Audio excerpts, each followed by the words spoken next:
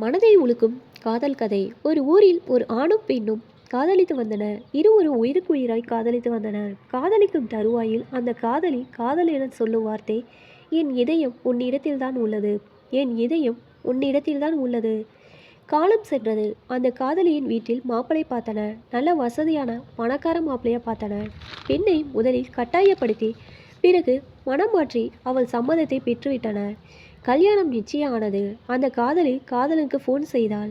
தயவு செய்து என்னை மறந்துடு, எனக்கு கல்யாணம் நிச்சயம் ஆயிடுச்சு, தயவு செய்து என்னை மறந்துடு என்று சொல்லிவிட்டு ஃபோனை கட் செய்துவிட்டு சுவிட்ச் ஆஃப் செய்து விட்டாள். கல்யாண நாள் நெருங்கியது. காதலி வீட்டில் கல்யாண வேலை அரங்கேறியது. காதலி முகத்தில் காதலின் சோகம் மறைந்து கல்யாண கலை பிறந்தது. அங்கே கல்யாண நாள் நெருங்க நெருங்க காதலி காதலனையும் மறந்தாள். இங்கே அந்த காதலன் காதலை மறக்கவும் முடியாமல் காதலியை வெறுக்கவும் முடியாமல் தினம் தினம் அவளை எண்ணி எண்ணி உருகினான். வழியில் துடித்தான். அந்த காதலி அவனிடம் சொன்ன வார்த்தை, என் இதயம் உன்னிடத்தில்தான் உள்ளது, என் இதயம் உன்னிடத்தில்தான் உள்ளது என்ற வார்த்தையின் ஞாபகங்கள் அவனை உயிரோடு கொன்றது. அங்கே கல்யாணம் சிறப்பாக நடைபெற்றது. அந்த காதலிக்கு அந்த மணப்பெண்ணுக்கு ஏகப்பட்ட வாழ்த்துக்கள், ஏகப்பட்ட பரிசுகள் வந்த வண்ணம் இருந்தன. அப்பரிசுகளில் ஒரு பரிசு அவள் சந்தோஷத்தை சேதப்படுத்தியது. ஆம், அப்பரிசு அவள் காதலின் கையெழுத்து இடப்பட்ட பரிசு. ரிசப்ஷன் முடியும் வரை காத்திருந்தாள். முடிந்தவுடன் தன் காதலன் அனுப்பிய பரிசை தேடினாள். தேடி கண்ட பரிசை எடுத்துக்கொண்டு தன் மணமகள் அறை சென்றாள். தன் காதலன் அனுப்பிய பரிசு பொருட்களை பிரிக்காமலே அதற்கு முத்தம் கொடுத்தாள். அவள் மனம் அவனை நினைத்து அவள் கண்கள் கண்ணீரில் மூழ்கியது.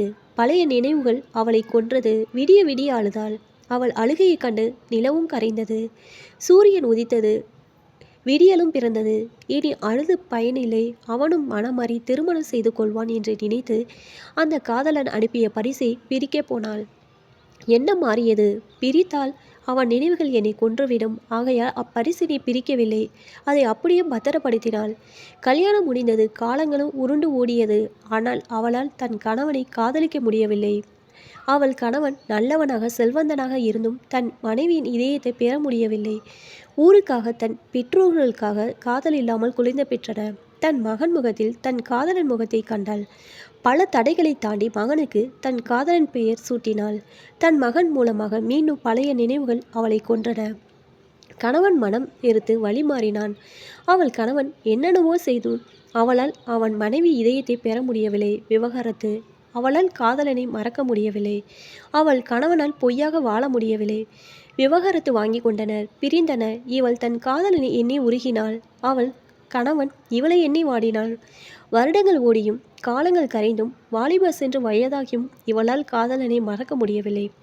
அவள் கணவனும் இவன் நினைப்பில் வாழ்ந்து வந்தான். மகன் பெரியவனானான். மகனுக்கு திருமணம் நிச்சயிக்கப்பட்டது. மகனின் திருமண நாள் நெருங்கியது. இவளின் திருமண நாளில் இருந்த சந்தோஷம் சிறிதளவு கூட தன் மகன் கல்யாணத்தில் இல்லை. காரணம், பத்திரிகையிலும் ஆங்காங்கே போஸ்டர்களிலும் பேனர்களிலும் மணமகன் பெயரில் தன் காதலன் பெயரை கண்டதும் தன் காதலனுக்கே திருமணம் நடப்பது போல் கவலையில் மூழ்கினாள். ஏதோ இனம் புரியா வழி, ஏதோ இனம் புரியாத வழி அவளை கொன்று தின்னது. மகன் ரிசப்ஷன் கோலாகலமாக நடந்தது. ஒரே மகன் கல்யாணம் என்பதால் கல்யாணத்தை ஆடம்பரமாக செய்தான். உணவு விருந்து, கச்சேரி என எல்லாமே சிறப்பாக நடந்தது. அனைவரும் சந்தோஷத்தில் மூழ்கினர், மூவரை தவிர. ஆம், அந்த காதலி தன் காதலை எண்ணி வாடினாள். அவன் கணவன் இன்னும் தன் மனைவியின் இதயத்தை பெற முடியவில்லை என்று வருந்தினான். தான் தாய் தந்தைக்கு என்னதான் பிரச்சனை, நம் கல்யாணத்தில் கூட அவர்களால் சந்தோஷமாக இருக்க முடியலை என்று காதலன் பெயர் கொண்ட மகன் கண் கலங்கினான். தன் மகன் ரிசப்ஷனுக்கு வந்த பரிசு பொருட்களை அவளின் பழைய நினைவுகளை தூண்டியது.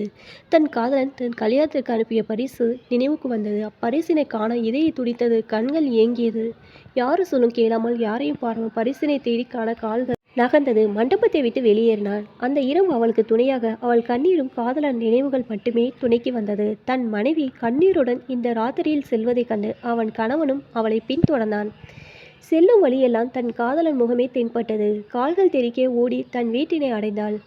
அவள் கணவனும் வந்தடைந்தான். அழுது அழுது சிவந்த கண்களுடன் தன் காதலன் தன் கல்யாணத்துக்கு அனுப்பிய பரிசினை தேடினாள்.